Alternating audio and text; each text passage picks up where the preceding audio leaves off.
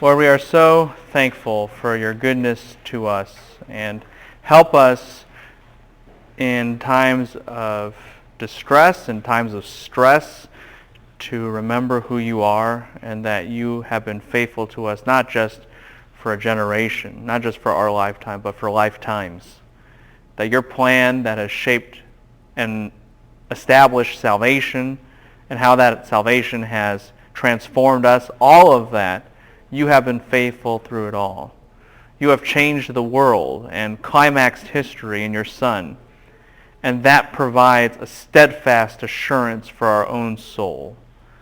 May that comfort us and encourage us, no matter how exhausted, discouraged, weary, lonely we are.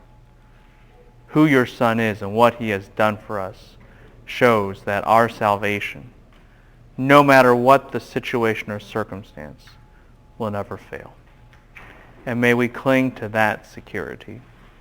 And as we study now the book of Exodus, help us to see your glory enacted, your name revealed in such a majestic way. May it give us joy and delight, but ultimately may it give us awe of who you are. May these familiar stories, although familiar, be seen in a more accurate light, and in light of that, bring honor to you. Give us that ability at this time.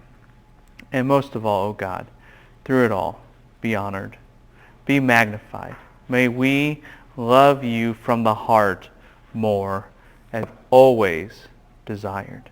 So grant us clarity, protect us from error, and may we cling closely to you through your word. In your name we pray.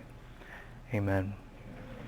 Well, we are back in the book of Exodus, and it's good to kind of get a running start with this. I make no apology for it.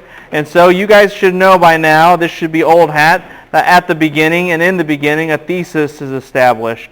Never lose sight of the big picture goal, and that is God's glory. That God reigns in this world. This world is a reflection, an intentional design that is to mirror all his supremacy and preeminence. And specifically, the way he is going to accomplish this is through redemption. A redemption laid out in Genesis 3:15, preserving the seed as that seed will conquer Satan. And we have seen how God is going to do that. We have seen through Genesis how he preserves that line of the seed, culminating in a nation that will make an international impact. And that international impact regards an entire theology that this nation is to bear. And we've talked about that theology. It's a theology of faith that points not in oneself but in God. It is a theology that revolves around the Abrahamic covenant, a theology that shows that God is not gone. He's not theistic in that way. He is present, and he is in fact fighting. Remember, what does Israel mean? The name. God fights for you. And he specifically fights, as we saw in the Joseph story, something that establishes a key value for Israel, that you meant it for evil, but God meant it for good. He fights to turn evil to good. And all of these ideas of faith and God fighting and warring and winning and God is here and God redeems, that is all about to be launched in a very public way. That's found in the book of Exodus. That is what is found in the book of Exodus. You have this revelation, this profound launch of a nation that reveals God's own name, his own essence, his character and agenda. That's the nature of the book of Exodus. And so in the book of Exodus so far, you should remember that God has an agenda, and he's continued that agenda. That's why Israel was fruitful and what? Multiply. Just like Genesis chapter 1 talks about being fruitful and what? Multiplying. That creation agenda, God's agenda of the Noahic covenant leading to the Abrahamic covenant, that's all a go. That's continuing. God is serious about that kind of blessing. And at the same time, Pharaoh now arrives on scene to oppose Israel, to challenge God's agenda. And so God raises up a deliverer. What's the guy's name? Moses, and that's why Moses is born the way he is. In fact, do you remember God providentially has the mom put Moses in a basket, but that word in Hebrew actually means, anyone remember? Ark, excellent. To tie him back to Noah, to show this is the same deliverance. This is the same deliverer. God's plan is going. This guy is the designated deliverer, all right? Something like that. And so Moses is the one who will advance God's plan forward. Moses needs some growing too, just like everyone. Abraham, Isaac, Jacob, a lot with Jacob, very much so with Jacob. Judah, Joseph, they all need a lot of growth. They're not perfect people. God never claimed they were. Rather, the hero is God who shapes these people to be his people. And that's the same thing with Moses. Moses does do things on his own might. We talked about this, but then God says, now it's time for you to wander for 40 years in a wilderness. It's time for you to wander, for you to be tested. And Moses doesn't always do anything right. We know that, but God is going to shape him.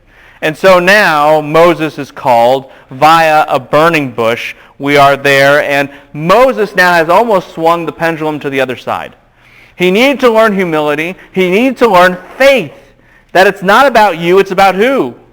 God.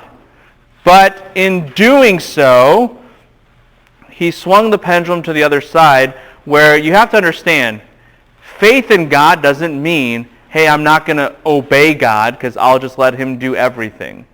That's a false kind of humility. True faith says, I trust in God and what he's going to do, and therefore I will obey him because I believe him, because I trust in him.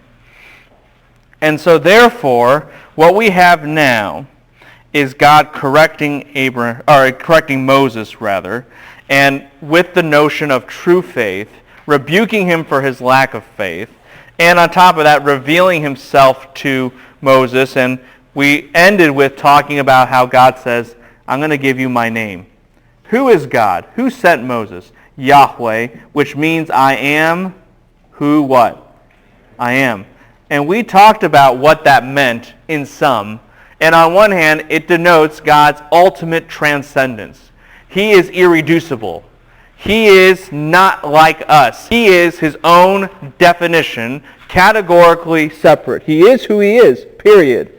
Of course, that means he's self-existence. Of course, that means he's has aseity and he's eternal in nature and all this kind of thing. But fundamentally, it denotes his transcendence. I am who I am. But on the other hand, since that is his personal name,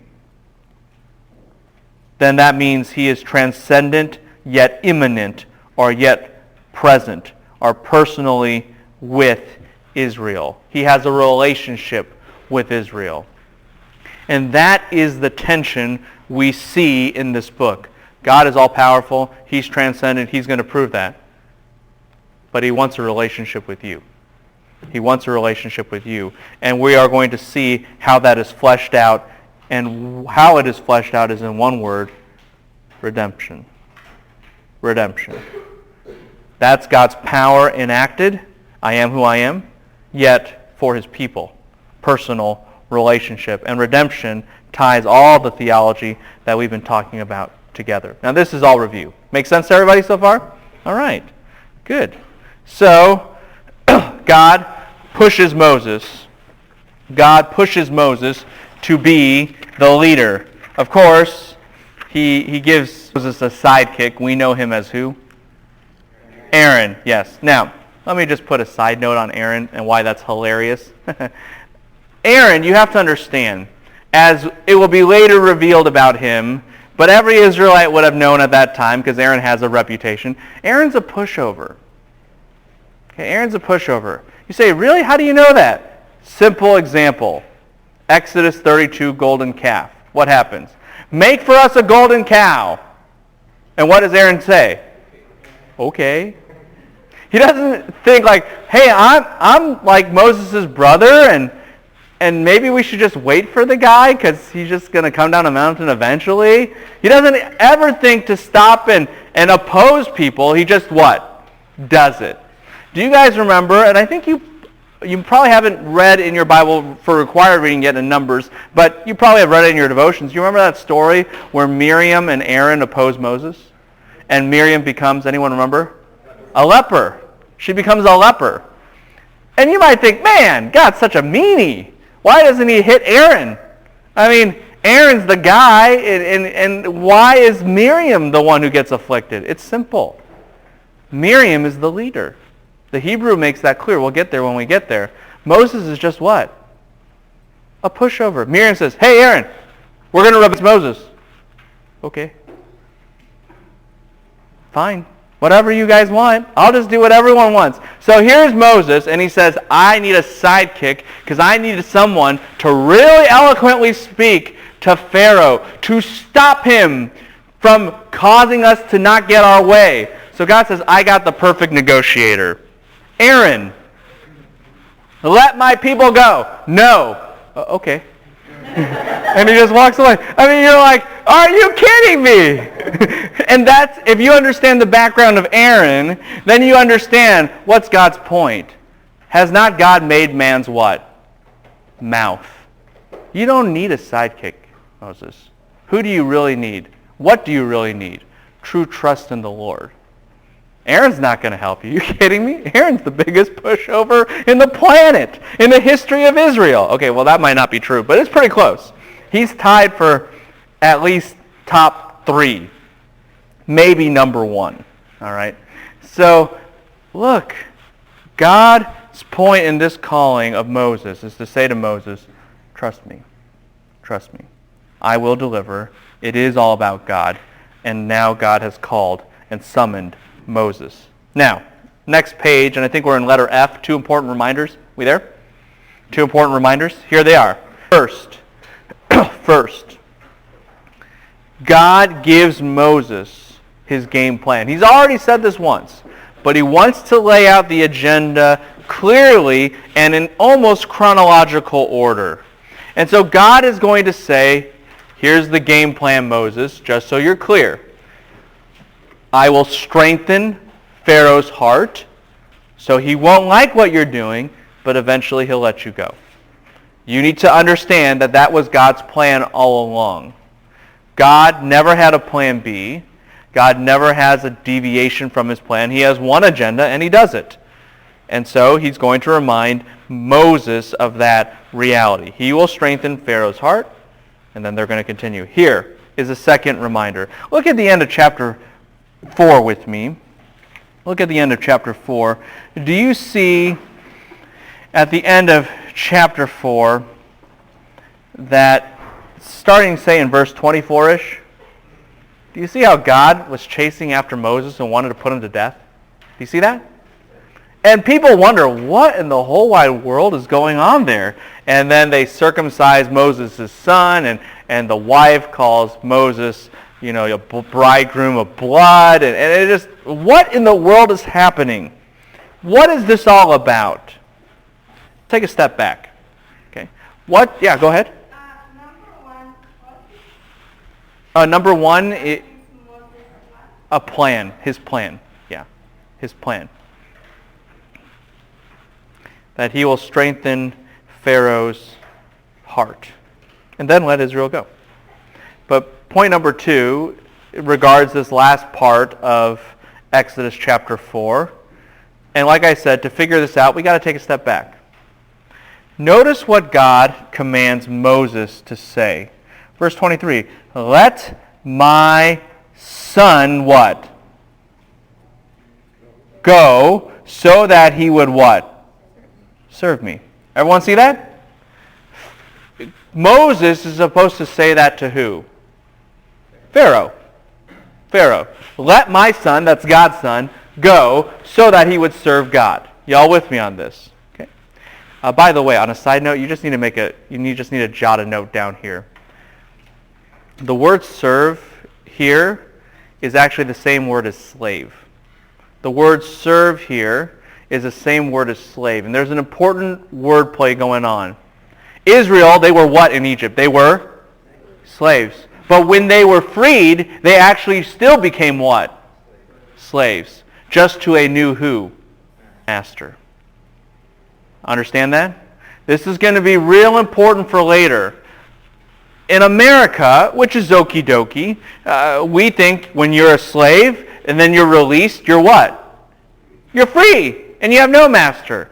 In the Bible, redemption is one slavery to what?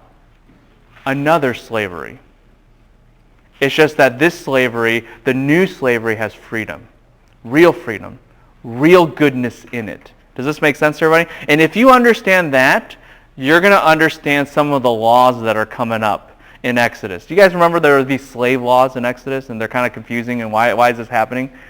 Because they're actually, and this is a spoiler alert, but we'll get there when we get there, and I'll show it to you hopefully in more detail if we have time. But if we don't have time, this is good that I'm saying it now. So the slave laws are to help you reenact redemption. That's why the slave laws exist. They actually reenact the redemption you have. So that if you understand God frees slaves under a tyrannical master to a new good master, you have a choice. You can free your own slaves to reenact that, or you can enact that you as a slave love your master just like Israel was to love who? God as their new master, yes, and they will be loyal to him. The whole point is to reenact the Exodus in their daily life. Does this make sense to everybody? Okay, more on that later, like next Thursday. But for now, you just need to know, hey, God has said, let my people go so that they might be my slave. Not your slave, my slave. My yoke is good. Yours is bad, Pharaoh. Now, if you understand this, going back to the original discussion about what's going on with Moses and God trying to put him to death here, Pharaoh is the obstacle for God's son to enter into a relationship with God, a good one. Yes? Now, Moses, by not circumcising his son, he is preventing his own son from entering into a covenant with who? With the true God, yes?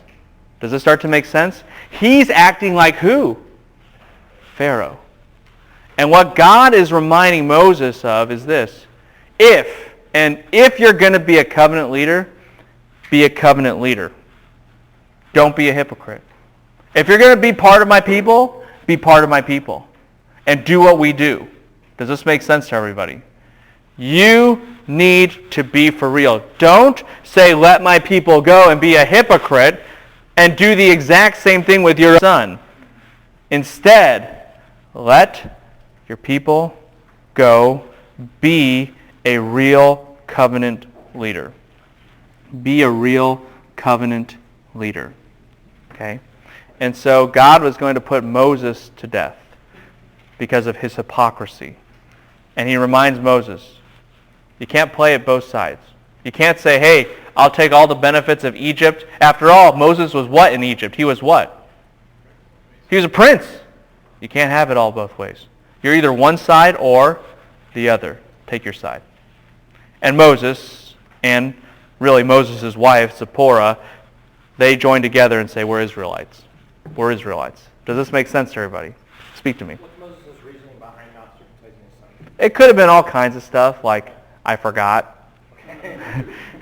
Or it's just, I didn't think about it, or whatever. It could have been a whole bunch of different things. Does that make sense to everybody? We're not clear on the reasoning. But no matter what the reasoning is, it doesn't matter what the motivation is. This is reality. You're not part of the people. So you could have had the best reasons in the world. On the 8th day, you all had pneumonia. And so it was really difficult to do the procedure or something. I mean, whatever. Doesn't matter. It's the fact of the matter. You didn't do it. You need to join God's paper. The second point. So the first point is God gives the plan. Here's the second point. The second point is this. Be a covenant leader. Be totally dedicated to Israel.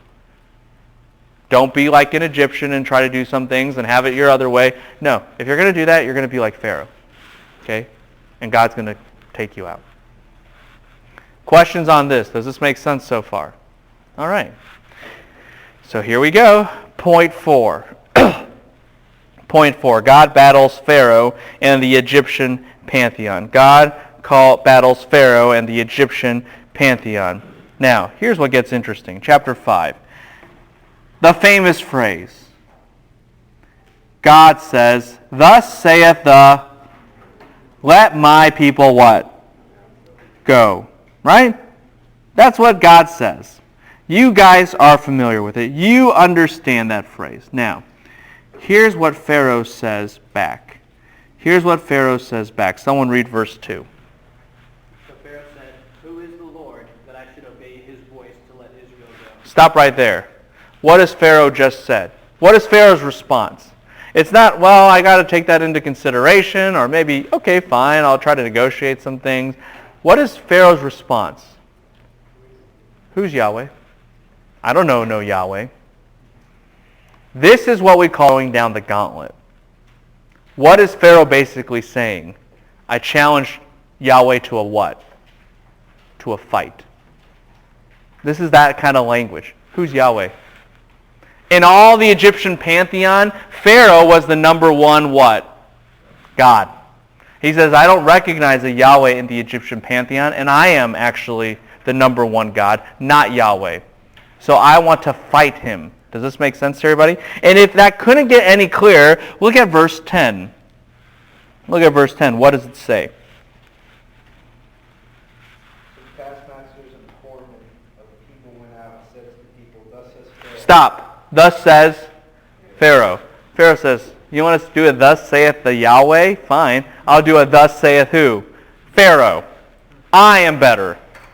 This is an assertion that Pharaoh is supreme. Yahweh might be, I am who I am, fine, but you aren't nothing. That's what Pharaoh is saying to Yahweh. Does this make sense to everybody? This is throwing down the gauntlet. This is slapping God in the face, trying to say, I'm better than you, God. I'm better than you. And by the way, you guys should know, what does Pharaoh say in response to the demand to let God's people go? He says, you have to make bricks. What? Yeah, you always had to make bricks yourself. Yeah, but bricks without what? Bricks without straw, right? I mean, that's what the text says, right? No.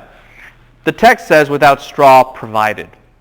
There's a difference. Pharaoh's not stupid. He doesn't want an engineering disaster. Straw provided a reinforcing material for mud brick. Does this make sense? You don't want just bricks that collapse all of a sudden. You don't want that to happen to your pyramid. So you make bricks without straw provided. It used to be that other slaves would provide the straw for you to mix into your brick, but now you have to find your own what? Straw, yet meet the same what? Quota of bricks. Does this make sense to everybody? He's just made the task that much harder. So let's make sure we understand the situation correctly, but ultimately, Pharaoh is challenging God. Letter B.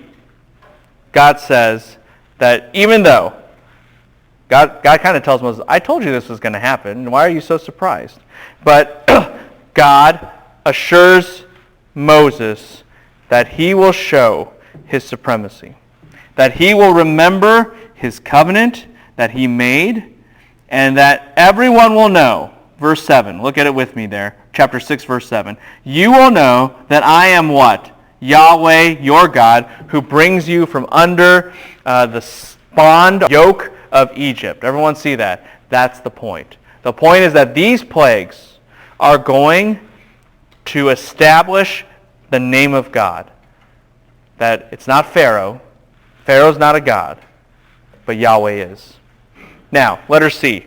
At this moment, Moses interjects the family line of Levi. And there's a reason for this, because the tribe of Levi is going to provide a very special function in Israel. A very special function in Israel. It's setting up for the priesthood and the mediation between God and man. And that's already starting to happen, because isn't Moses mediating between Israel and God right now? Isn't he speaking? And so this is going to be set up for later things. Nevertheless, letter D, God says he's going to harden Pharaoh's heart and send these plagues to counteract what? To counteract Pharaoh and to really level down Egypt so that Israel can get all of its splendor and glory. By the way, don't forget this. Egypt at this time is the world's first superpower. And this is important for two reasons. One, because if you take out the world's first superpower, you prove Your God is the most powerful. Yes? Does this make sense to everybody? And so if Pharaoh breaks too early, what's the problem? You don't really get to show all of God's what? Power. But here's the second aspect. A superpower is going to be rich. And so if the superpower breaks too early, you won't get all of Egypt's what? Blessings, all of its riches. And after all, Israel is promised to be a what kind of nation? A what? A great nation. This is all part of God's plan to accomplish this. And so God is going to strengthen Pharaoh's heart to that very end. And along that line, that gets us next to hardening Pharaoh's heart and some background on the plagues. We there? This has always been an issue, I think, especially when you get to Romans, but people raise this issue all the time about God hardening Pharaoh's heart, but Pharaoh hardened his own heart. And there's just a lot of confusion about this, both about what that theologically means, but also what it means in context and why that's going on. I've kind of tried to already elaborate what contextually is happening, that God has a purpose of exerting his sovereignty so that he will show his most powerful splendor as well as benefit his nation the most as he increases Pharaoh's strength. But how does this theologically play out? And really, that can help us enhance this picture a lot more. So, when you're thinking about hardening Pharaoh's heart, here's what you have to understand. There are actually 2 to 3 different Hebrew words, 3 different Hebrew words at least, going on for hardening Pharaoh's heart. It's all the same in English, but there are 3 different ideas. 3 different ideas, and in fact, with the different grammatical forms, there's even more ideas on top of that. And you say, why is that important? Because often in the text, when God hardens Pharaoh's heart, I think we think that means God gave Pharaoh a disposition. That Pharaoh wanted to let Israel go, but then God hardened his heart in the sense that it made his heart change its mind so that he wouldn't do that. Does that make sense to everybody? But that's not the sense of the Hebrew at all. It just says he strengthened Pharaoh's heart. When you are strengthened to do something, that means you already wanted what? To do it. You just lack the willpower what? To do it. But in this case, God strengthens what Pharaoh has already desired to do in his heart. He just allows Pharaoh to do what he has always wanted to do. Okay, what he has always wanted to do. So like in chapter 4, verse 21, that word talks about strength. Okay, talks about strength. Now, sometimes the word harden does not mean to make someone resistant as much as to make someone dull and dumb. Okay? Like you're hardened as in you're blind. You can't see the obvious. So for example, God will say that he will harden Pharaoh in the sense of making him stubborn, that even though it's so obvious that there's great miracles going on, Pharaoh will refuse to see it. But that's not the same thing as changing your disposition. That's just making you kind of oblivious. Does this make sense to everybody? However, when we talk about Pharaoh hardening his own heart, that is using a term that actually talks about Pharaoh hardening his heart, a resolve, making himself resilient against change. Do you see the difference between the 3 terms? 1 is giving strength. 2 is making you dull or dumb. 3rd is actually resisting something. Pharaoh resists. God gives him the strength to do so and makes him dull-witted so he doesn't even want to change. And they all work together. Does this make sense to everybody? Okay. And there's a reason, like I said, all of these things, and you can kind of read the chart more to see it, but it shows that first, God's not doing anything wrong here. The text is very careful, and you can kind of see this on the next page. God didn't do anything wrong in this process. He just gave people the strength to do what they always wanted to do. He didn't necessarily give them depravity or impute a wrong desire in them or subvert their desire or something. No, quite the opposite. He let them do what they wanted to do. Even more, if we're really talking about the whole notion of Pharaoh and how that's used, fundamentally you have to realize this. Does this regard Pharaoh's salvation? God hardening his heart there in this text of Exodus. Is this talking about Pharaoh, let my people go, i.e. accept the gospel? No. This is talking about, fundamentally, this is talking about God having his will of a certain plan in history for Israel to go, and Pharaoh does not want to accept that. It's not about soteriological matters. Does this make sense to everybody? And so, is it wrong for God to strengthen people to do what they want to do? No. Especially when it doesn't come to the matter of salvation. Now, when Paul and others will use this, say in Romans and other passages, to talk about how God hardens people's hearts, now we have a clear understanding of what's going on, yes? And again, even in regards to salvation, if someone doesn't want to believe in the gospel and God gives them strength to do that, did he change their desire? No. Did he impute evilness into them? Did he twist their heart around? No. They already wanted to do it. He just gave them the power to what? Do what they were always going to what? To do. And that is what is going on with God hardening somebody's heart. Now, in this case, God hardens their heart for a purpose, yes? So that in the end he can show his power, and in the end that his nation will receive riches. Sometimes God hardens somebody's heart so that in the end they'll be saved because they'll be broken, yes? There are lots of purposes God may have, but the mechanism is pretty similar. And that's what you need to understand. Questions on this? Does this make sense to everybody? All right. In addition to this, you need to know some backgrounds on the plagues. All right? Some background on the plagues. In addition to the fact that God hardening, and that's to show his power, and to make Israel great relative to riches, there's some background on the plagues. And I don't know if I've really covered this in class, but it's an important worldview thing to understand. Back in the day, this is how things worked. So if you were Nation A fighting Nation B, and you also assumed that your God was fighting that other nation's God. Does this make sense to everybody? That was always in the background in ancient Near Eastern culture, such that if you beat Nation A, then your God also what? Beat the God of Nation A. Does this make sense to everybody? And if Nation A beat you, then its God also what? Beat you. Does this make sense to everybody? This is the perennial view, and this is going to be very important for when we talk about the book of Kings, but even the book of Exodus.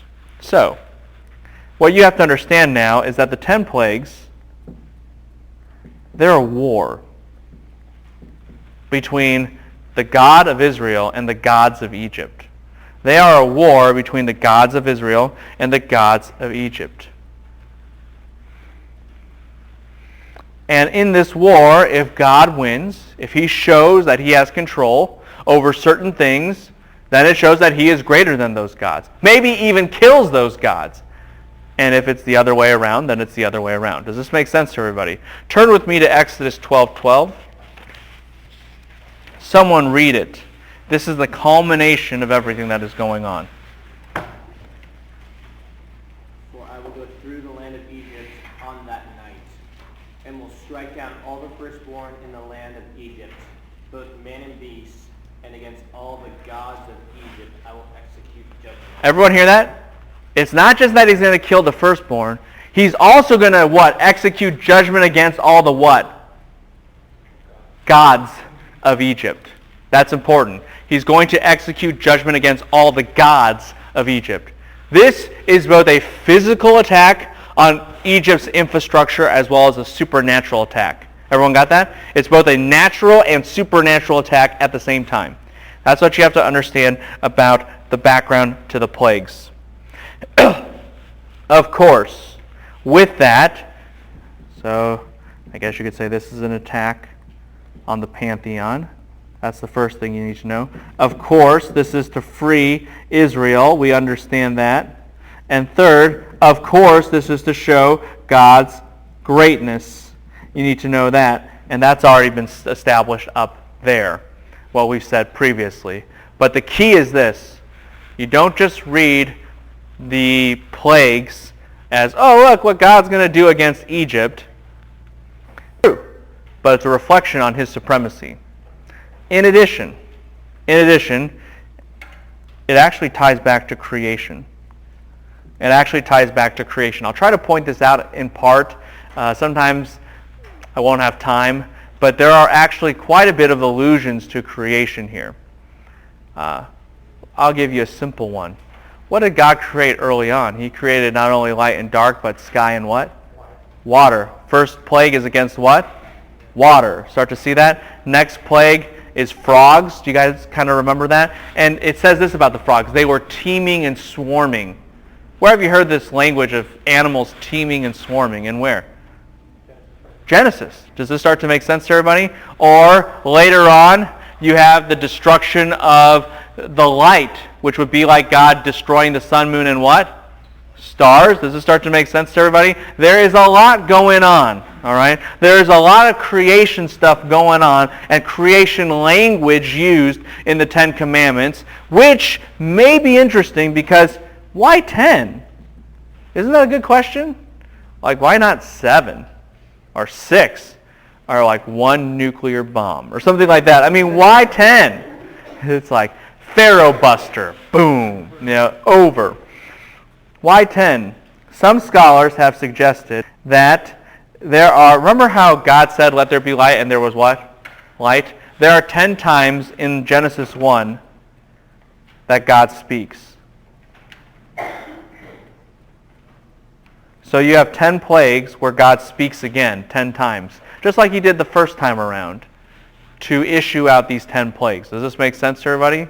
And that's why there are 10 of them. And so if you put all this together, what is God saying? Egypt, your gods are nothing. Let's make it clear. I am the what? Creator of what? Everything. Does this make sense to everybody? I am the supreme one. And this goes back to what we talked about originally. The thesis is established where? In Genesis chapter 1. That God is the creator and everything else is the what? Creation. I am the ultimate, preeminent, supreme one, God declares. And he is going to redeclare that there as we launch publicly the nation of Israel and its God. Does this make sense to everybody? That is what is going on with the 10 plagues. Can you put all that together? Creation, 10 plagues, over and against the pantheon of the Egyptian gods. Go ahead. It's kind of weird to think gods in a war with other gods, but those gods don't exist. Right. So it's a war of appearance. So it's a demonstration. Yeah, it's kind of like when you're a parent and your kid's afraid of the monster under the bed or whatever, you're like, let's go check out the monster. Now, if you're a rational parent, you're like, we're not checking out no monster because the monster doesn't exist. And I don't want to acknowledge any existence of a monster. Or you can investigate to prove there is no monster. Yes? And so God engages in a visible act of demonstration to prove that there are no gods. And I am the only one. Go ahead. Yeah. Speak to me. Could they be demons? Of course. And we will see that. But no matter what, they're still not gods in the technical sense of what we as Americans mean as the divine being or something. Yeah, you can have demons working. In fact, that's probably how some of the magic they had would operate. They're not doing like the rabbit out of the hat kind of stuff, which is just a gimmick. Would there be like kind of like would there be like, I don't know, like 10 demons kind of thing, or is it just kind of like? Oh, well, okay, that's a good question. So, the Egyptian pantheon is not just 10 gods. Okay. The Egyptian pantheon is ginormous. It's got so many. I mean, they got gods for everything under the sun and multiple gods for some. I mean, it's like, how many gods are for the cow? Like 6. So yeah, I'm going to oversimplify here quite a bit, but it just gives you a feel that this attack against the entire Egyptian pantheon and all that it stands for. Were those like the top gods in the pantheon? Yeah, they're the most prominent, dominant. Yeah, and we'll get through that. And it's kind of like God's working up the levels. It's kind of like a big video game. So you start with easy boss, number 1, and God takes them out. And then you go up the chain. And we chuckle a little bit about this, but who's the last guy on the list? I mean, what's the last plague? The killing of the what? Firstborn. Firstborn includes Pharaoh's own what? Son. God says, I'll take you out. I'll take you out. So that's ultimate boss, right? That's the final showdown. And God says, I won the video game. No, I'm just kidding. I got 10 of them, 10 levels. You're dead. So that's how it kind of works. All right. So with that, actually, you need to jot this down in the same part of the page, I think. Yeah, that's a good idea. So that you need to jot down, yes, there's kind of a level mentality about this, that you're going to go through the pantheon of gods and get to the highest level eventually, which is Pharaoh, and you're going to take them all out to show that you are supreme. On top of that, you also have to kind of think through some other things. One is you have to understand the impact level. The impact level. Who is affected? Who is affected by this plague? It's going to be an important thing when you study the plagues.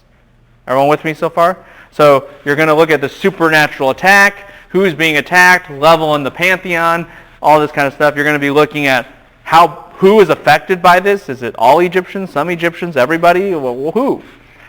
You're also going to look at the threat level. You're like, what's the difference between impact level and threat level? Impact refers to breadth. How many? Threat refers to how severe. For example, 10 million people on this campus might have a cold. Yes?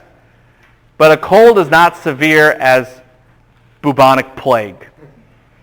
All right? There's a different level of threat, or Ebola. Okay? So we're looking at threat level, intensity. Okay? Intensity. And if you combine these 3 factors together, that's how you need to analyze the plagues in part. And on top of that, there are 10 plagues, yes? Here's how they're arranged. 1 through 3, 4 through 6, 7 through 9, 10. And there's a lot of reasons, I don't have time to go through it, why that is the case. But it's 1 through 3, 4 through 6, 7, 8, 9, 10. Save the big one for last. Lots of stuff going on, yes? Got to keep this linked with creation, got to keep this going against the pagan gods, got to keep this on the impact level and the threat level. 1 through 3, 4 through 6, 7 through 9, 10. Got it? Great. Here we go. Next page. I love the plagues. I mean, that's probably so bad that I kind of enjoy this stuff. I think it's great. Because God wins. It's just so, get him, like this is good. So, all right. Plague number 1, water to blood. Obviously, when we're looking at creation, we've already highlighted that. Now, immediately, you need to ask the question to yourself, why does God turn water into what? Blood. He could turn it into Jell-O. Disgusting Jell-O. Gelatin. Mud gelatin. So you can't drink it, okay? He can make it coagulate into all kinds of things. Or, even better, since he does this and has a repeat performance of doing this all the time, he could just divide the Nile like he divides the what? Red Sea and the what other river? Jordan. I mean, do it once, do it twice, do it 3 times. Has symmetry. And so you could just have a plague of water all over the place. And you still can't drink the thing, and it still disrupts agriculture, and make it a fountain. Does this make sense? I mean, do whatever you want. Why blood? You tell me. Speak to me. Was it as a direct attack against one of their gods? Yes. Why blood? Keep expanding. Connect the dots. Make it obvious for us. Speak to me. I think in Egyptian culture, the Nile provided for all their needs. So if it turns to blood, it shows like the god's dead. Yes. Fundamentally, why would it show that God is dead? Because he what? Think of murder. I mean, that's terrible, but think about it. Think about all these videos, TV shows, movies. How do you know someone's died? You see what? You see blood. Yeah, and uh-oh, bad news. There's going to be a body. It's going to be bad. Look, the reason the Nile turns into blood is because God is showing, I killed a what? I killed a god. Now, the god of the Nile is named Happy. Don't get too happy about this, okay? It's H-A-P-I, not H-A-P-P-Y, all right? But let's just have a little bit of fun of this. Happy's dead, okay? Happy died. God killed Happy, okay?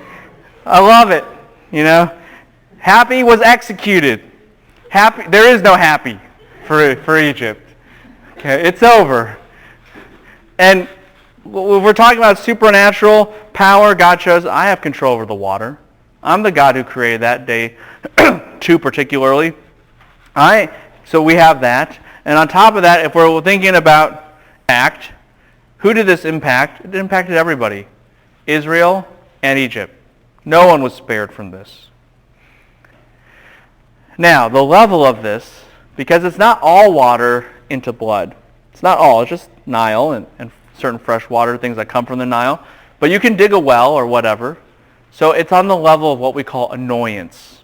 Annoyance. Relative to the natural side of things, forget about it. Supernatural, it's going to be pretty shocking because you just executed a very important God. But on the natural side of things, it's just annoyance.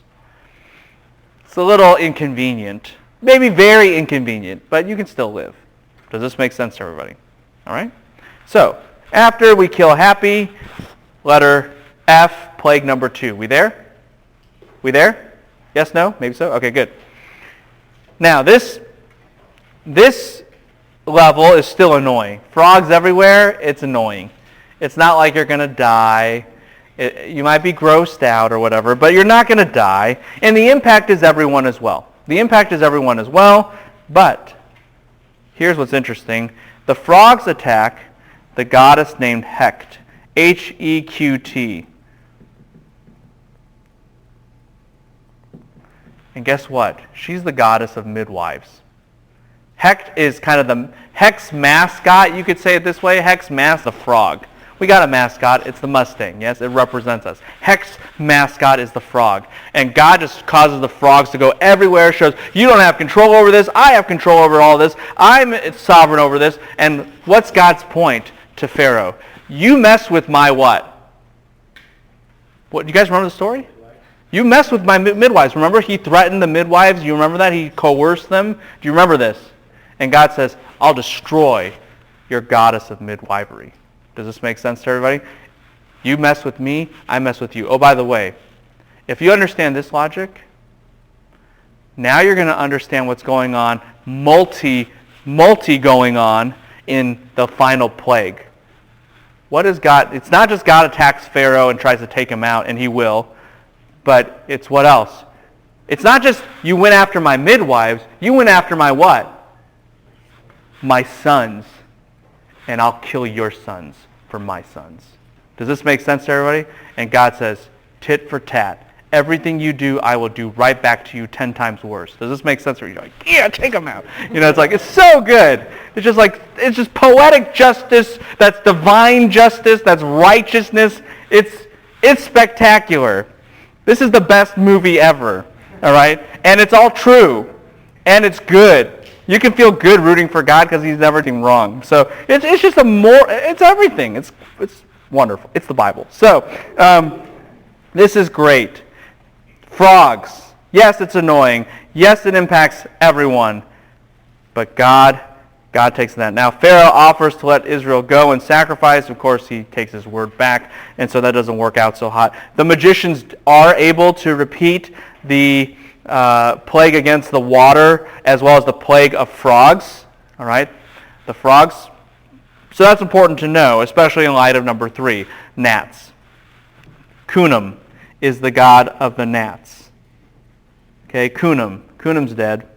That's why the gnats are everywhere. He lost control of them. All right, Cunam's dead. And again, gnats everywhere, these kind of flies everywhere, it's okay. It's annoying. And it does impact everybody. It impacts everybody. But do you remember that I said that the magicians were able to repeat the frogs and the blood? By the way, why is it irrational to do so? It's like, we have low water supplies, Pharaoh. Find some water. Here you go. Would you like a drink? No. Turn it into what? Blood. So we have less water. Yes. All right. Frogs are terrible. They're really annoying. They're everywhere. Make more. You know, what? You never think to try to reverse it. You just try to make it what? worse. This is a hard heart. A heart that's dull and stupid. Do you see what I mean? And this is what God has been doing. But the magicians, they keep making more until Exodus 8. And someone read with me Exodus 8, verses 18 and 19. I love it. What do they say?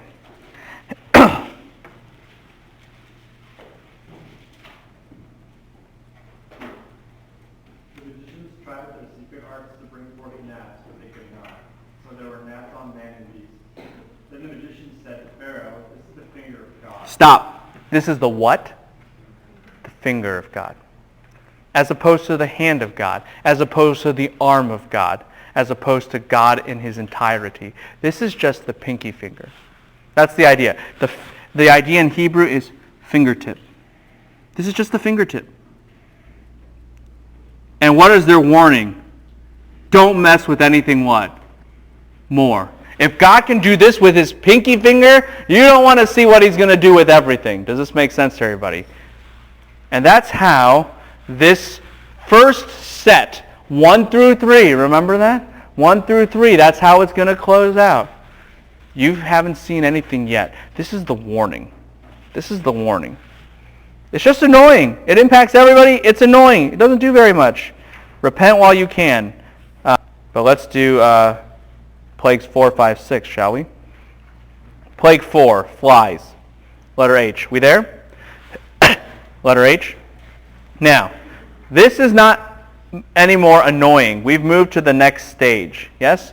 4 through 6. Uh-huh.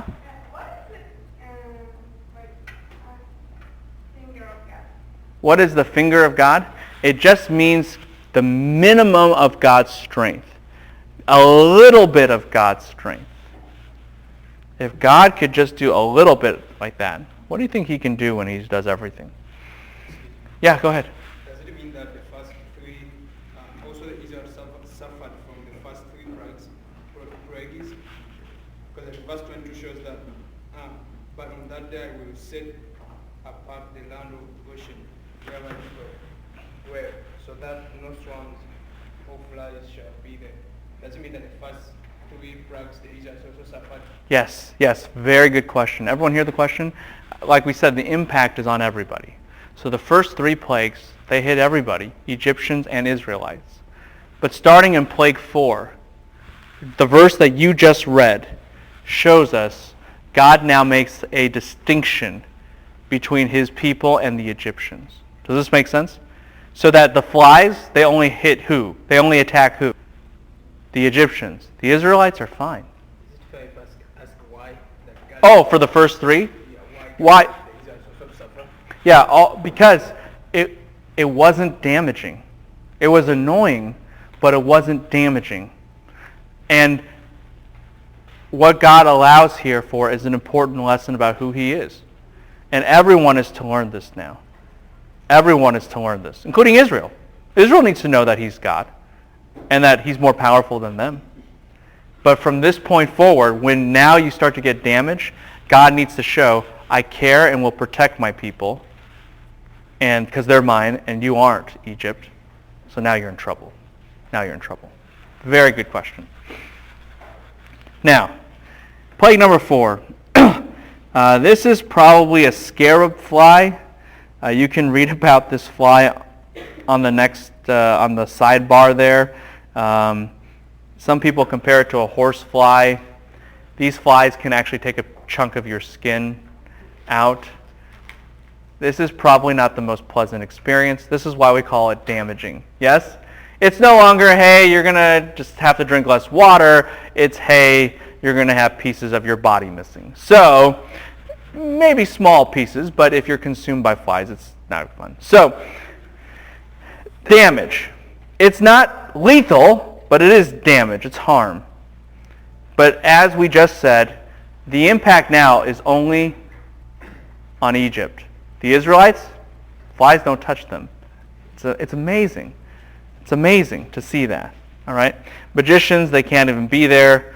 Pharaoh says you can sacrifice in the land. He doesn't want to let them go, but they can't abide by that. So the deal's off. Now, Knem, if you're wondering, Khem, K-U-N-E-M, not kunem, but kanem, is the god of this scarab fly. Okay, of the scarab fly. All right? From here on out, by the way, only Egypt is affected. Let's keep going. Plague 5. Pestilence on the cattle. Pestilence on the cattle. This is an attack against Hathor, god of the cows, or another god named Apis, who is symbolized by the cow. Now this is on the level of damage as well, because when you kill all the cattle of Egypt, you have crippled their what? Their what? Their economy, yes. You begin to cripple even their food production. Yes, their ability to have food. Now, contrary to popular opinion, and look, I like my hamburger as much as everybody else, but you could technically live with cattle for a little bit, yes? So this isn't life-threatening, this is just damaging. Y'all with me on this? Okay? But God shows, hey, I've killed this god too, and we're working up the ranks. And again, this only impacts Egypt. Plague 6, 4, 5, 6, this is the last one. This is the plague of boils, And this is against the god Amenhotep, which is the god of medicine. We're working up the ranks. God is taking god after god out. Again, this is only impacting Egypt. And again, the boils are serious. They might actually be a form of like an anthrax or bubonic infection, not to be confused with anthrax that kills you. That's a biological terrorism weapon. This is a different kind of anthrax. But this is damaging. But remember the first three at the end, the magicians say this is just the what? The finger of God. Now we have the magicians again at the end of the next three, and they couldn't even stand before Pharaoh. The boils had made them so unclean and so despicable and so unpresentable that they're gone. And at this moment you realize God is going to conquer all the supernatural powers of Egypt. God is going to conquer all the supernatural powers of Egypt. The magicians, they don't have a leg to stand on. Their time is over. Now we move to the next three. 7, 8, 9. Ready? 7, hail with fire. Hail, fire. By the way, God controls the sky. We know he made the heavens and the earth. There's allusions to creation in this specific description. And the goddess of the sky is the god Nut. Like peanut nut, okay? And this hail that starts to rain down on the crops, this is a new level. It's no longer annoying or damaging. This is what we call life-threatening. Life-threatening. You say, why? Because at this time, the hail is raining down on all the crops. You already have no cattle. So if you destroy your grain harvest, you have no what? You begin to have no food. Does this make sense to everybody? You begin to have no food. This is life-threatening. This is life-threatening. And not only that, but if you get hit with a hailstone, you can die too. Especially if it's also raining down fire. Now, here's what's interesting. The impact of a hail attack only impacts those in Egypt who didn't listen to God. Because couldn't you move some of your remaining kinds of animals in? Couldn't you take shelter from the hail? And if Egyptians listened to God, they didn't get nailed with the hail. Does this make sense to everybody? And what this begins to show you is that even the lay person in Egypt, they began to realize who's the real God. Who's the real God? Yahweh. Does this start to make sense to everybody? Even they began to understand that. Even the Egyptians knew that. Not all the Egyptians were just like Pharaoh with a hard heart. They began to understand this. There was no food of the early harvest. All right? There was no food from the early harvest. But by the way, I think it is the next page, yes? If there's an early harvest, there's also a what? A late harvest. Does this make sense to everybody? There's an early harvest and there's a late harvest. There's the crops you get first and then there's the crops you get later on. Any of you into farming here?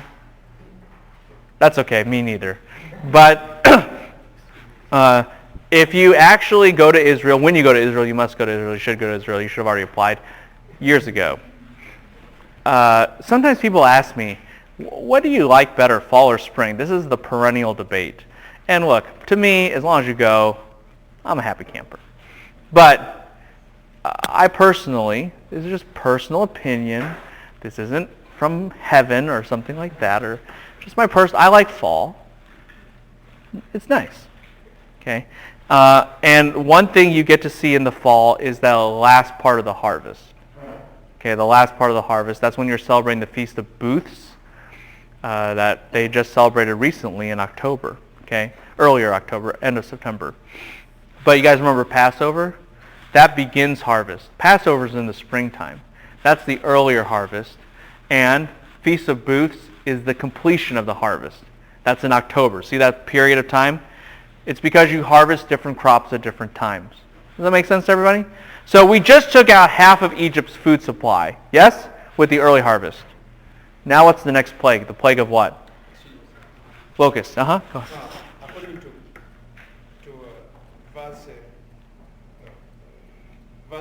verse 14, is it, in which sense does this verse say that this plague will, go straight to Pharaoh? Does it mean that Pharaoh never suffered from the first plagues? For verse 14 say that, for this time I will send all my plague on you yourself, and on your servants and your people, so that you may know that there is none like me in all earth. To me, it's like, is it that Pharaoh never suffered from the first plague? So Oh, I see. No, Pharaoh did suffer from the other plagues as well. But he's always specified throughout the text, because God is attacking him ultimately. Because everything's against Pharaoh, because he's the top one in the end. Does that help a little bit? Okay. If you have a further question, or help me out after class. So, what we have is the locusts. Okay? The locusts. Plague 8.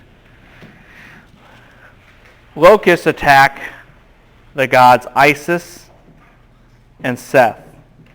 Okay? Isis and Seth. Now, those are the gods that are attacked by this plague. And locusts, as you know, eat crops. Well, we killed all the early harvest. This one attacks, guess what? The last harvest. So now you have what? No harvest. You have no food. This is life-threatening.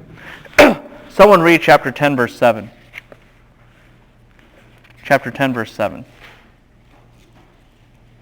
Then Pharaoh's servants said to him, how long shall this man be a snare to us?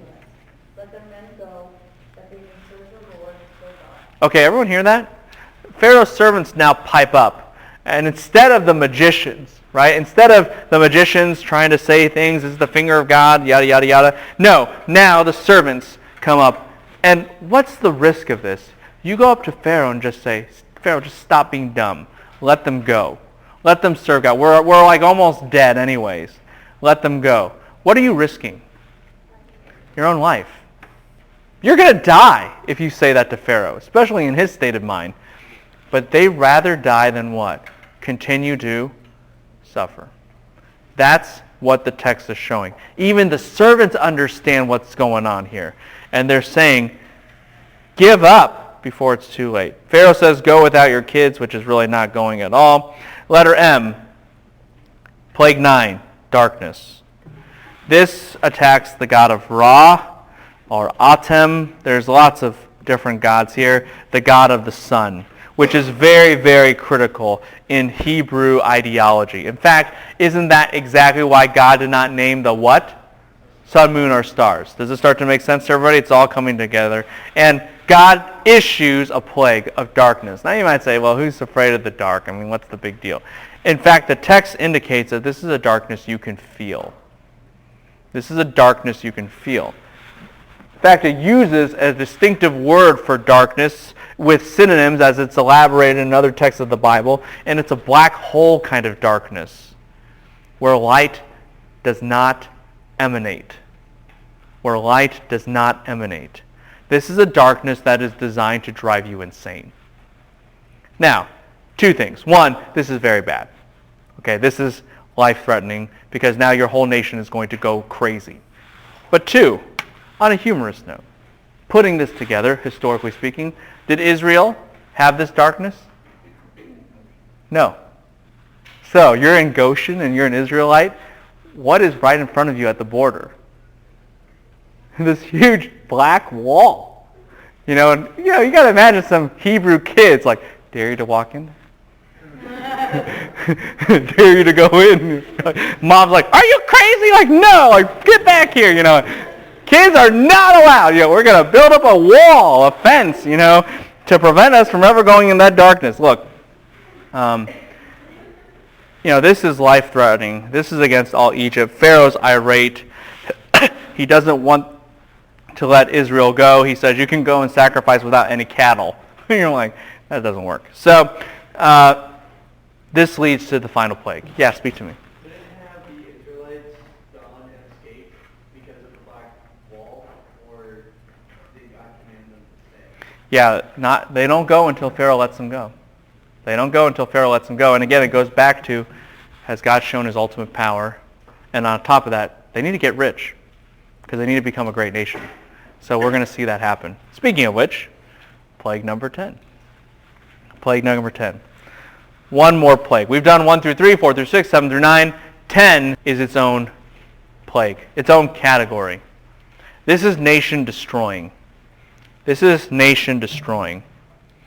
And like we already said, this is an attack against Pharaoh himself because it shows that in the pantheon he doesn't have reign. It is a retaliation for God's own children attempted to be killed by Pharaoh. This is a total perfect onslaught of justice against Egypt and particularly Pharaoh. You guys know that the impact of this is on all Egypt and against any disobedient Israelite. You know how this works. You are to put blood on the doorpost. You guys remember that? And that is to cover you. Already Israel needs to understand that to avert God's wrath, you need a sacrifice to do that. That's part of deliverance. In other words, what God is doing here is he's built up this whole notion of redemption. He's built up this whole notion of redemption, that he's powerful and he's fighting and he's turning evil to good, and that climaxes with Passover. Passover is the climax of God's agenda of redemption, and in doing this redemption, God starts to tie in all this other theology, like a theology of sacrifice, a theology of atonement, start to make sense to everybody with this moment so that you understand, Israel, when God frees you, when God delivers you, when he turns evil to good through his redemption, when he does that, this is a full picture of what that means. Does that make sense to everybody? And that's what he's going to start to inculcate them with as he kind of launches the nature of redemption. Now, this is the night of the 14th. You put blood posts on the door. You eat the lamb. You have unleavened bread. You're ready. And you will remember exactly what takes place. Now here's how powerful this moment is. In Israel, when the 10th plague is going down, there's total silence. Not even a dog is barking. Think about that. That's pretty impressive. Yeah? That's a miracle in and of itself. Guess what you hear in Egypt? Wailing. One side is completely what? Quiet. The other side is completely screaming in terror. Does this start to make sense to everybody? That's the power of God's wrath. That's the power of God's wrath. Okay? And at this moment, next page, they move. They move. Pharaoh says, get out of here. Get out of here. And there are several things you need to know. At this moment, they take Joseph's bones. Guys, remember that? Yeah, go ahead. If God was essentially angry at Pharaoh, why did he have to impact? Why did it have to do everything? Yeah, why not just take Pharaoh out instead of punishing the whole nation, right? That's a great question.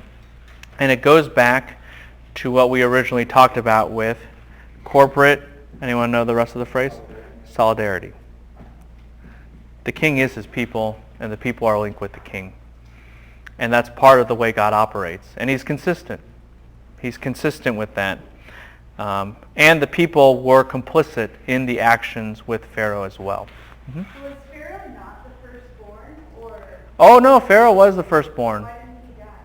To see everything and to be humbled. And for another thing that's going to happen soon. Yeah. But to see everything. To know that God is in control. Yeah, huh? Oh, evil to good. Evil to good. Yep. All right, so the Exodus. Physical move, take Joseph's bones just like he requested. They're given lots of possession, making them a great nation. They're rushed to leave just like they're fulfilled. And by the way, look at chapter 12, verse 38. Do you notice that there is a rabble with them? Do you see that? There's a great multitude with them. That's going to be important. You see, sometimes in Israel's history, remember they complained, but not always was them. Sometimes it was this rabble that was with them, these people from Egypt that were with them, that brought them down. Any case, God now is bringing them out of Egypt. Letter B, God now sets an official holiday. God now sets an official holiday. This is the way they are going to exactly celebrate it from this point forward. From this point forward. And this is important. Because what you have in Exodus 11 into 12 is God giving instructions about the specific situation that they're in. Does this make sense? But Exodus 12 here, at the end of it, into chapter 13, those are instructions for how they're to celebrate it from now on. Do you see the difference between the two? One deals with what happened in the past in history. The other one deals with the perpetual celebration for all time. And in that perpetual celebration of all time, all of these notions of redemption, of all that the Passover showed, that people will be freed and they will be liberated to serve God, and how that's going to happen, and how God's wrath is spilled out, and all this kind of stuff, that is officially all brought together in a celebration. Does that make sense to everybody? Put it this way. We got to hurry up. But put it this way. You have to understand, and we'll talk more about this some other time, hopefully, that Israel's celebrations are pedagogical in nature. In fact, the whole law is pedagogical in nature. They're meant to teach. They're meant to teach. We quasi do this with Christmas and Easter. Yeah? Like Christmas is supposed to teach you about Christ's birth, but it more often teaches you about false things like Santa and presents and things like that. In Israel, the whole design of Passover is to teach you every year the theology of redemption. Does that make sense? It's actually kind of cool. It's a great teaching tool. You celebrate it. Every part matters because it teaches you different components of theology. Doesn't that's kind of like helpful? Yeah? Wouldn't you like it if class was fun and a party? Well, God says, let's make a party and have it fun and learn theology, all right? And that's Passover. Does this make sense to everybody? Now, it's serious, but it's good. All right? It's good. And that's what chapters 12 and 13 are doing. And by the way, God says, this is the first day of the year. Why? Because Passover, what it stands for relative to redemption, is what Israel is all about. They have a God who turns evil to good through redemption, and they're announcing him. Questions? Good. Next page. Israel in the wilderness, chapters 13 through 18. Chapters 13 through 18. Let me give you the main points. So far we've seen that God has revealed his name and his power to redeem. Now we're going to see how God preserves his nation to show them certain values. God preserves his nation to set up certain values for them, or to show them certain values. And so let's talk about this. First, we got to get one thing over with, but it's a really cool thing. God's wisdom in the journey. God is going to, point one, he's going to route them in a way that does not cause them to preemptively hit the land and hit opposition before he can build them up in a certain way.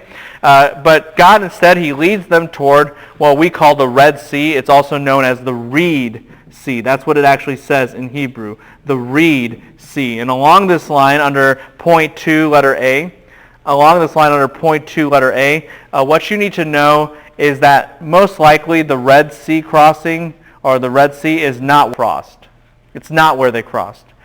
In fact, the geography of Exodus 14 points out that one of what we might call the bitter lakes is a better option. Now, if you're like, does that mean that it was shallow or you couldn't drown? No. You can still drown. You still needed God to part the thing.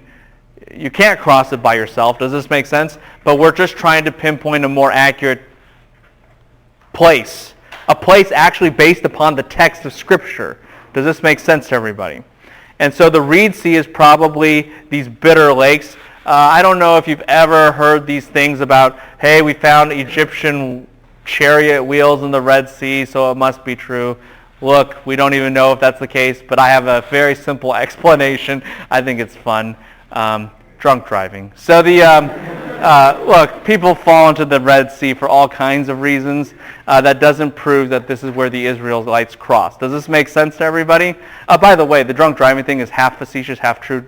Egyptians were known for how much they drank. But anyway, we have a lot. In fact, never mind. So we actually have some unique Egyptian words for drinking, but and beverages. But all that to say is, we go by the Bible where things go. Does this make sense? And if you go by the Bible, not only is it accurate, but again, it does not take away the supernatural quality of the miracle at all.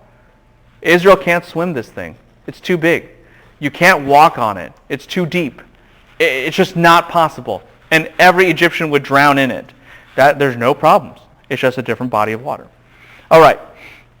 Now, Pharaoh sees Israel seemingly wandering. God has their best interest in mind, and he just wants to take them out. But really what God is doing here is taunting Pharaoh. Come on, Pharaoh. One last shot. One last shot. Bring your army out. Let's do this. And so Israel, though, look at chapter 14, verse 11. Very, very important verse. Chapter 14, verse 11. What does the text say? Then they said to Moses, "It is because there were no graves in Egypt that you have taken us away to die in the wilderness." Everyone hear that? They don't believe. They don't believe. Already you start to learn something about Israel. They don't believe. They're supposed to, because who believed originally? Abraham. But they don't. They don't follow their father in this way.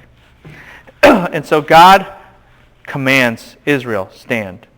Take a firm stand. That's in chapter 14, verse 13, letter B. And notice verse 14. What does Moses say to them? So important. Chapter 14, verse 14. What does it say? The Lord will fight for you while you keep silent. Okay, everyone hear that? The Lord will what? Fight for you. Where have we heard that before? The very name what? Israel. Israel. Israel. God's going to fight for you. God's going to fight for you. Now, Moses is desperate, but be fair to the guy. He doesn't know that he's supposed to raise his arms and the sea is going to part. You do. So relax. God prevents the Egyptians from ever touching the Israelite camp. All night he causes the Red Sea to part. And in verse 24 of chapter 14, here's something interesting. Do you see how it says, now at the break of dawn, God gazed upon the camp. Do you see that? In the pillar of cloud, in the pillar of fire. Yes? Do you see that? Here's what's weird. Isn't Yahweh in the pillar of cloud? Isn't the pillar of cloud the angel of the Lord, Yahweh himself? Yes? Are y'all with me on this? Yet God gazes through, it says, the pillar of cloud as well. Do you see the tension? Yahweh is the pillar of cloud, and yet Yahweh also gazes what? Through the pillar of cloud. You have how many Yahwehs then? 2. This is indicative of multiple persons of the Trinity working. Y'all with me on this? This is indicative of multiple persons of the Trinity working. Well, you know they cross the Reed Sea, the waters come back down and kill all the what? Egyptian military. Yes? It's over for them. What does this show you? God totally decimated the world's first superpower, Egypt. It's over. It's over. And of course, they're going to worship the Lord. This is chapter 15 is just a really cool passage about the inspired reflections on this event. I want to show you one thing, though, because it really sets up for where this text is going. Turn with me to chapter 15, verse 17. Just jot this down. Someone read it out loud. You will bring them and plant them in the mountain of your inheritance, O Lord, which you have made for your dwelling. Everyone hear that? Where was the original place God dwelled? With man? Eden. And remember how the waters flowed from it and everything? So it's probably on a higher elevation place, yes? Well, here in Exodus 15:17, God says this act that just has happened, it's moving history back to where? Back to that mountain, back to Eden. It all advances God's overarching thesis, his overarching agenda. Okay? Now, in chapters 15 through 18, let's go down a little bit. God is going to do two things, and I'm going to give you an overview here. Just bear with me. He's going to do something relative to the nation, and he's going to do something relative to, shall we say, international politics. All right? Relative to the nation, relative to international politics. Did you notice that God tested Israel? Yes? In the wilderness? But he doesn't punish them this time around. Are you all with me on this? And there's a reason for this. There's a reason for this. God will test Israel. Do you really love me? Do you really want to know me? And the answer is what? No. Israel's bad. Israel is bad. Now, there's a purpose in this. Okay? There's a purpose in this. Turn with me to the end of Exodus 15. God tests them about water. Will you trust me about the water? The answer is no. So God throws a hyssop thing into the water, making it not bitter but sweet. Someone start to read verse 25. Then he cried out, 15:25? Yeah. Then he cried out to the Lord, and the Lord showed him a tree. Stop. The Lord showed him a tree. Everyone hear that language? The word show is the word Torah, where we get our word Torah. Okay? What is Torah? The law. The law. The word Torah means law. But the way you first heard it, and the way it should be, is that the Lord showed him a what? A tree. Everyone with me on this? The Lord showed him a tree. The word law isn't the same thing as a bunch of rules. It's about teaching. It's about showing. In fact, it points to a what? This is interesting. What did God point out? A what? A tree. And what does Moses do? He throws the tree into the what? Water. And then it becomes what? Sweet. It points to that which gives life. It's funny that the herb or the bush or whatever is called a what? Called a what? Tree. Because it relates to the tree of what? Life found where? In the Garden of Eden. It's a wordplay. Does this make sense to everybody? The law is meant to show you how to get what? Life. Now, if you're a smart cookie here, you got to understand something. Does the law give you life? No, it what? It just points you to it. It teaches you about it. It shows it. But that's not the same thing as giving you life. And you're like, really? Yes.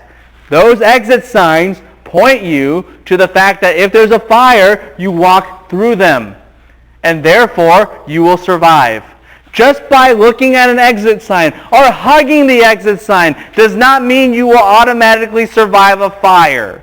Does this make sense to everybody? Similarly, on a boat, life preserver here. No one has lived ever by clinging and kissing the life preserver sign. Okay? The ship is sinking. Well, I've got the life preserver sign. I'm fine. You know? Well, if you're a good swimmer, okay. But that's not going to really help you. It's useful for its purpose, yes? The law was always meant to show you life. It wasn't meant to give you life. It was meant to show you. God says, Israel, you're bad. You're evil. Let me tell you the purpose now of the law. Does this make sense to everybody? This is to prep you for Exodus 19 when he actually gives the law. Does this start to make sense to everybody? And if you have that in mind, now you have the right idea of the law so that next class, when we go through it, you'll know its purpose. Have a good day.